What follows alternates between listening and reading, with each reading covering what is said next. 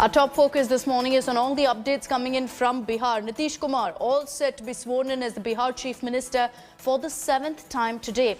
The oath-taking ceremony is scheduled at 4:30 this evening. Along with Nitish, 2 Deputy Chief Ministers and 8 to 10 ministers could also be sworn in. Speaking to reporters, VIP Chief, who is an ally of the NDA, Mukesh Sahni, said that all NDA MLAs will also be administered the oath. Hectic parleys are underway to decide on the key portfolios, but with BJP emerging as the largest party within the NDA alliance, it will bargain from a position of strength. The JDU may have to let go of several key ministerial berths. There can be a total of 36 ministers in the Nitish cabinet, which is 15% of the 243 assembly seats in Bihar. And if the ministerial berths are divided in proportion to the seats won, BJP could end up with 20 berths and JDU with around a dozen.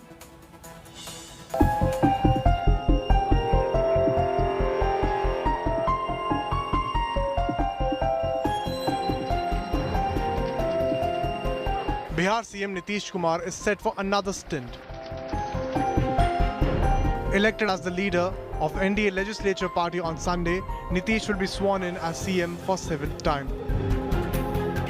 ये विधानमंडल दल की बैठक हो गई, उसमें फिर मुझे नेता के रूप में निर्वाचित किया गया। महामहिम राज्यपाल महोदय को उसका पत्र आज अभी दे दिया गया।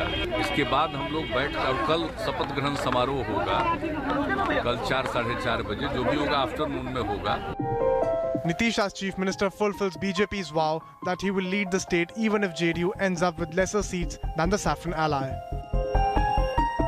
एनडीए विधायक दल के नेता नीतीश कुमार जी निर्वाचित हुए हैं और भारतीय जनता पार्टी विधायक दल के नेता श्री तारकिशोर जी और उपनेता श्रीमती रेणु देवी निर्वाचित हुई हैं। BJP, now the big brother in NDA coalition, however, had to do a bit of cajoling. हमारा इच्छा थी कि बीजेपी का ही कोई मुख्यमंत्री बने, हम उनको सहयोग करें, लेकिन बीजेपी के सभी बड़े नेताओं के आदेश का हम पालन कर रहे हैं, बिहार की जनता के आदेश का पालन कर रहे हैं। नीतीश कुमार नहीं चाह रहे थे मुख्यमंत्री बनना पहले, वो तो जैसा बोले हैं उनसे तो लग रहा था उनकी बात। क्या चाह रहे थे? वो चाहते थे कि भारतीय जनता पार्टी से कोई मुख्यमंत्री बने, हम उसको सहयोग करें।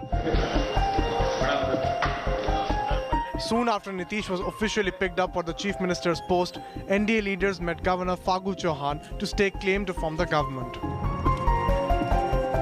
But the opposition took pot shots at NDA for naming Nitish for CM post, saying he has been rejected by the people. जाहिर तौर पर बिहार में जो स्तब्धता है, लोग शॉक्ड हैं। उसके बाद किसी के लिए भी 40 सीट लेकर के आप मुख्यमंत्री बन जाएं, आप तो डेसिमेटेड हैं। आपको ये तय करना होगा कि आपको जनता ने खारिज किया। With Nitish Kumar all set to become the Chief Minister of Bihar for the 7th time, all eyes now will be on the key distribution of portfolios. With BJP emerging as the largest party in the NDA, the question is, will it be calling the shots as far as distribution is concerned? With Nadeem Alam, this is Rohit Singh in Patna for India Today. So full clarity with regards to the CM post. What about the Deputy CM chair? Well, Sushil Modi might not continue as the Deputy Chief Minister of Bihar. Sources in the BJP told India Today that Tarkishore Prasad and Renu Devi are likely to be appointed as Deputy Chief Ministers. BJP is also likely to push for the Speaker's post and is hopeful of going ahead and getting it as well. Tarkishore Prasad is a senior Bihar BJP leader and an MLA from Katihar. He's also been appointed as leader of the BJP MLAs in Bihar. Renu Devi, on the other hand, is former BJP Vice President and also a former Bihar Minister. She's a 4-time MLA from the Betia constituency and has been named as Deputy Leader of the BJP Legislature Party in Bihar. दल ने एक कार्यकर्ता को दायित्व दिया है और उसका जो विधायी कार्य है या सदन में दल के नेता के रूप में जो भी कार्य उसका बखूबी उसका निर्वहन करेंगे। उप मुख्यमंत्री के लिए भी आपका नाम चल रहा है, क्या आप अगले मुख्यमंत्री बनने जा रहे हैं? उस पर कोई टिप्पणी नहीं करेंगे। वो हमारे नेतृत्व को और माननीय मुख्यमंत्री जी को तय करें। पार्टी का आदेश जो होता है हम लोग उसका सर्वसम्मान पालन करते हैं। अभी अब मुझे पता नहीं है कि क्या बनना है। ये जब पार्टी का आदेश होगा, जो दायित्व मिलेगा उस दायित्व को हम निर्वहन करेंगे। निश्चित रूप से हम लोग काम करते हैं, हम लोग काम के लिए जाने जाते हैं और काम करना तो हमारा पार्टी में हम लोग को सेवा करना, काम करना है, तो हमारा भाजपा का कल्चर ही है। So with Mission Bihar done, the BJP is all set to mark its footing in southern states as well. Remember that the BJP won TRS bastion Dubaka in the Telangana by-polls. The party is now eyeing the upcoming Greater Hyderabad municipal elections as well, which are likely to be scheduled for December 1st week, and also to cover 4 districts and 24 assembly constituencies. BJP National President JP Nadda sent 5 top leaders to strategize for the upcoming municipal elections and has appointed Tarun Chugh as the new state in charge, among several other new appointees. Home Minister Amit Shah, meanwhile, is likely to visit Chennai on November 21st for a meeting with other alliance partners, as Chief Minister Edappadi Palaniswamy is hosting a crucial meet ahead of the 2021 Assembly elections. Now, discussions over alliance formation is likely in this meeting. The top leadership of the Saffron Party is leaving no stone unturned in the race for the upcoming Assembly polls in southern states like Tamil Nadu and Kerala. Let's move on to what's happening in poll-bound Bengal, where there's no end to the political face-off in the battleground. State BJP chief Dilip Ghosh launched a scathing attack on the ruling TMC, saying Bengal has become a terror hub. His charge comes days after his convoy was attacked in Alipurduar.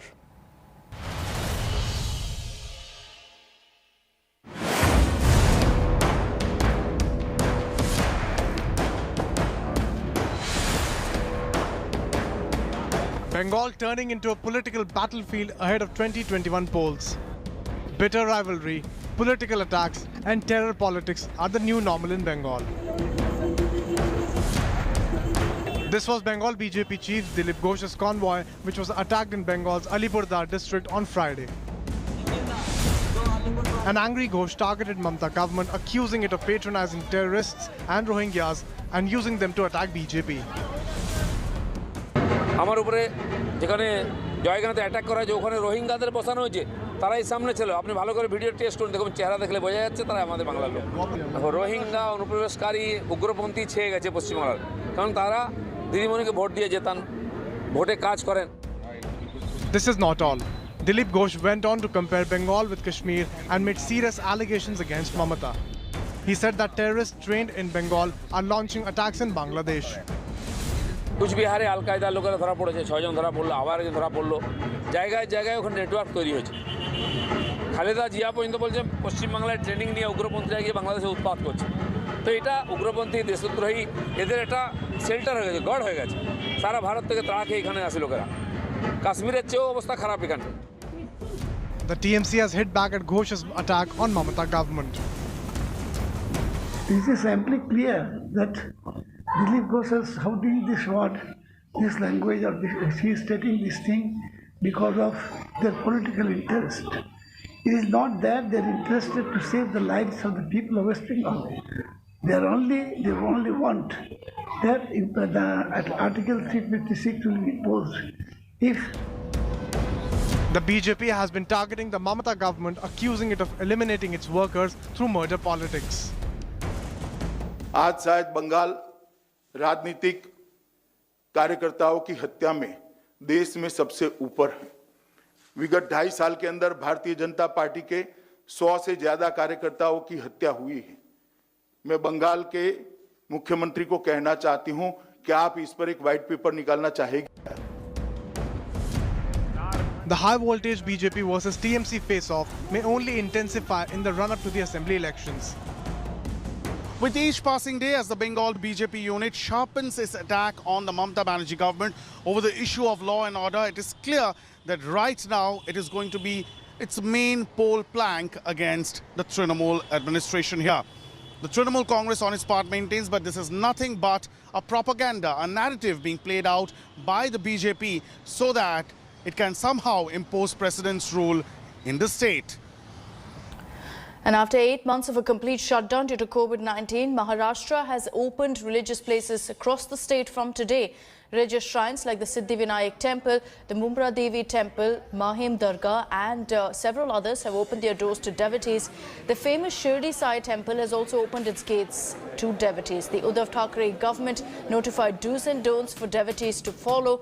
Only asymptomatic persons will be allowed to pray inside these places of worship. Use of masks and social distancing is mandatory. Remember that this decision also comes weeks after a face-off between Maharashtra Governor Bhagat Singh Koshyari and Chief Minister Uddhav Thackeray over the reopening of temples. The governor had questioned Uddhav's Hindutva for not reopening temples in the state.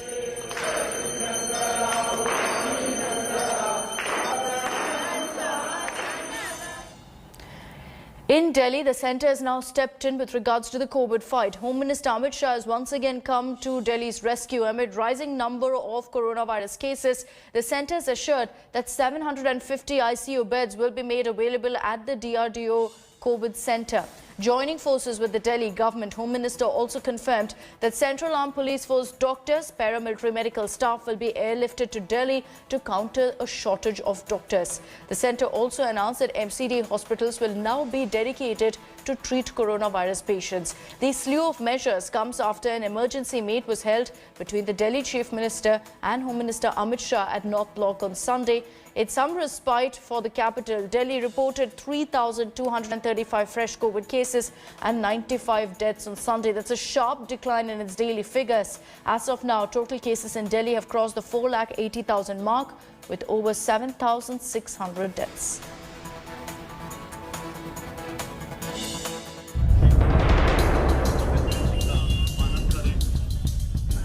It is Delhi's biggest battle.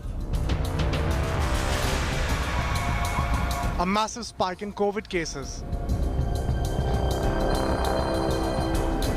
Rapidly dwindling hospital beds. And like in June, Home Minister Amit Shah has stepped in once again. Joining forces with the Delhi government, Shah assured of 750 new ICU beds at DRDO Centre. Testing will also be ramped up from 60,000 to 1 lakh a day. Amid string of decisions, Home Minister also confirmed that Central Armed Police Force doctors and paramilitary medical staff will also be airlifted to Delhi to counter shortage of doctors in Delhi.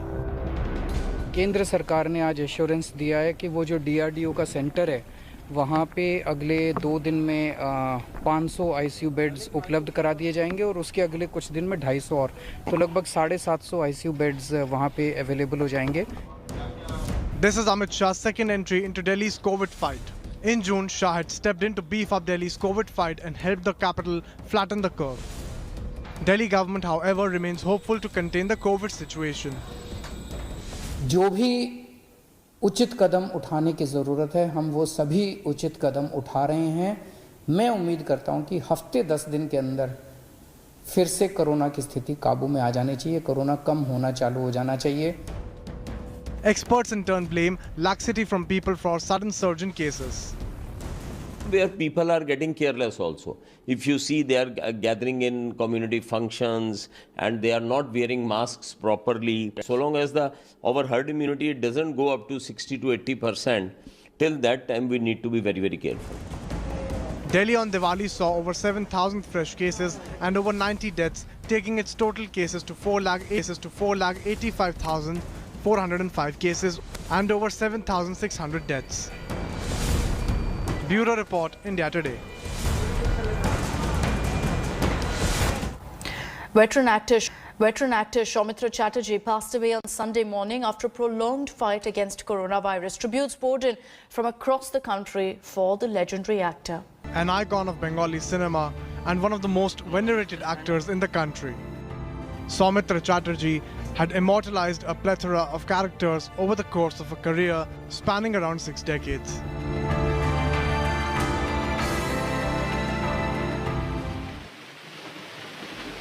The critically acclaimed actor was best known for his association with legendary filmmaker Chatterjee, with whom he worked in as many as 14 films.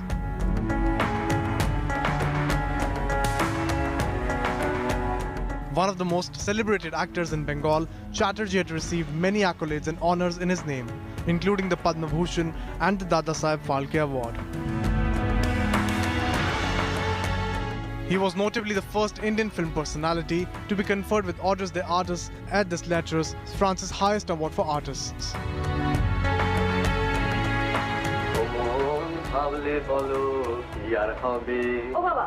The actor had made his debut in the titular role in the 1959 classic Apur Sansar, directed by Satyajit Ray, and has appeared in over 250 movies ever since.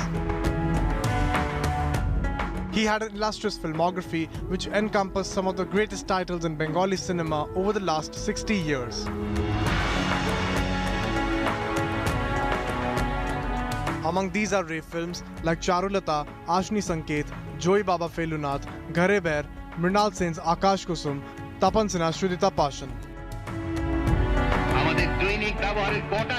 Though he had given a number of stellar performances over the years, it was in the 5th decade of his career that the veteran actor won his maiden National Film Award for Best Actor for his performance in the 2006 film Podokhep. Soumitra Chatterjee had also received critical favour for his directorial venture Stree Ki Patra, which is based on a Bengali short story Streer Patra written by Rabindranath Tagore.